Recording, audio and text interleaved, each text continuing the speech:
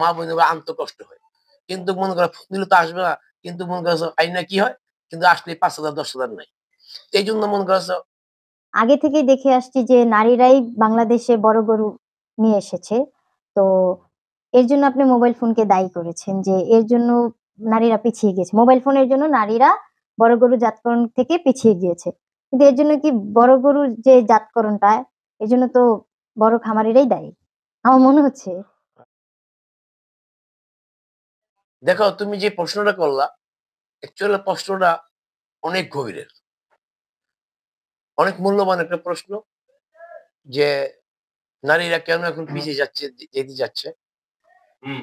শুধু মোবাইলই দায়ী না, মোবাইল তো একটা আছেই। তারপরে মনে করছো তোমরা বোধহয় দেখছো যে গাবতলীর হাটে অনেক বড় বড় গরু মেয়েরা নিয়ে আসছে, চোখের পানি ফালাইছে। সে মনে করছো নামাজ পড়ার জায়গা পায় নাই। যে একজন একজন হাবেস, সে একটা গরু পাইলে না বেচতে পারে নাই।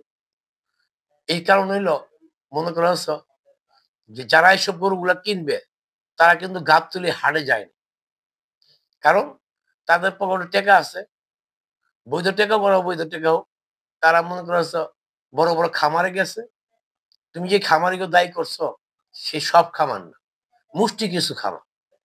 মনে করছো গেছো, তোমার কোক খাওয়াইছে, কপি খাওয়াইছে, তুমি যেমন বড় ক্রেতা, তো তোমার মনে করছো ১০ লাখ টাকা হোক ৩০ লাখ টাকা হোক সমস্যা নাই। তুমি তো ওখানে বসা মনে করো লাল নীল বাতি তলে বইয়া তুমি গরুটা কিনতে পারছো। র্যামশো র্যামশো কইরা তোমাকে দেখাই দিছে, টাকা দিয়ে এসে পড়ছে। আর যারা ৩ নম্বর কৃষক, আমার মা বোনেরা টেকনাফটা টিল্লা পর্যন্ত অনেক মা বোনেরা গরুর দাম পায় নাই। যে সারা তারা তারা তো মনে করছে তারা তো আর ওই মিডিয়া নিয়ে বা এত ওইভাবে প্রচার করতে পারে না, গরমে গরুটা বেচতে পারে না। গরমে যেহেতু গরুটা বেচতে পারে না, তখন গরুটা নিয়ে হাটে আসতে হচ্ছে। হাটে এসে মনে করছো ১,০০,০০০ মানুষের ভিড়ে একটা মেয়ের মনে করছো, একটা মহিলার ওর মনে করছো ফ্রেশ রুমে যাওয়া, একটু অজু করা, একটু গোসল করা, সে সুযোগ তাকে থাকে না। ২ দিন ৩ দিন মনে করো চোখের পানি বুক বাড়ছে। সেটা আমাকে অবশ্য আমার কাছে খুব আঘাত লাগছে। কিন্তু ওই হিসাবে আমি মা বোনেরা বলবো, আমি একটা উপদেশ দেই, আপনার মুখ ফিরায় নিয়েন না, মুখ না ফিরায়া মনে করছো গরু পালেন। কিন্তু এত বড় গরু পাইলা কষ্ট কইরা আপনার মনে কিছু নিবেন না। বড় গরু পালা কষ্ট আছে, অনেক কষ্ট।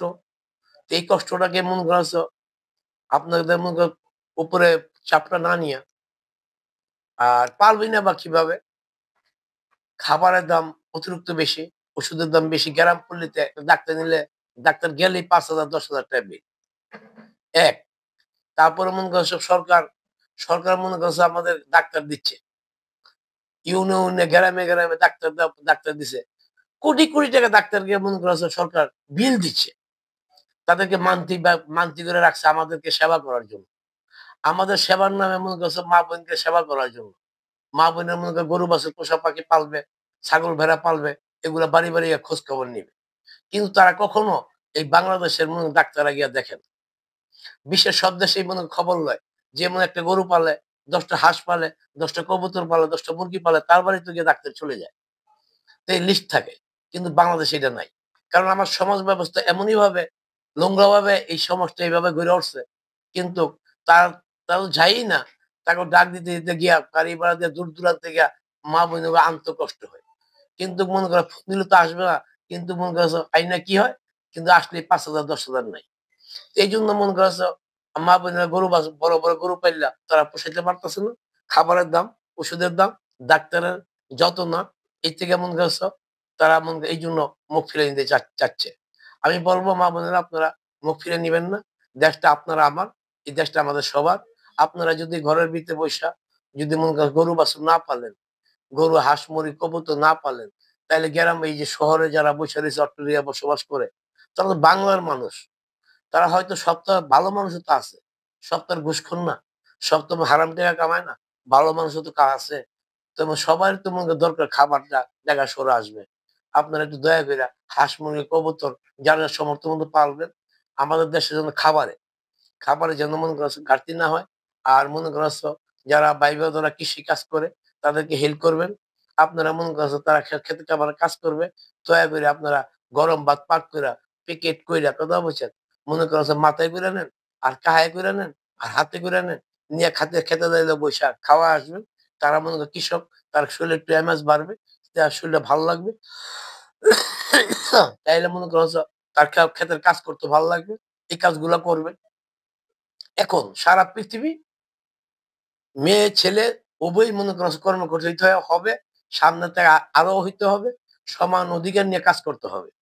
এই বইলা বলবো যে আপনার গ্রাম পল্লীতে সবার মা বোনের সবাই আপনি হ্যাঁ পর্দা করেন, বোরকা পিনবেন, বোরকা পরবেন, ৫ ওয়াক্ত নামাজ পড়বেন, স্বামীর সেবা যত্ন করবেন। আর আপনার মনে করেন বাড়িতে গিয়ে আপনার স্ত্রীকে সেবা যত্ন করবেন। কইরা মনে করেন আপনার মধ্যে সমাজটা গড়েন, আগে আপনি সংসার গড়েন, তারপর সমাজটা গড়েন, তারপর দেশটা গড়েন। আসেন আমরা একতার বলে বলিয়ান হই, আকাশে বিজয় নিশান উড়ে। এই বলে শেষ করছি। আসসালামু আলাইকুম। তো ভিউয়ার্স, দেখা হচ্ছে পরের ভিডিওতে। তার ততক্ষণ পর্যন্ত আপনারা ভালো থাকবেন, সুস্থ থাকবেন, অবশ্যই এনি টিভির পাশে থাকবেন। আসসালামু আলাইকুম।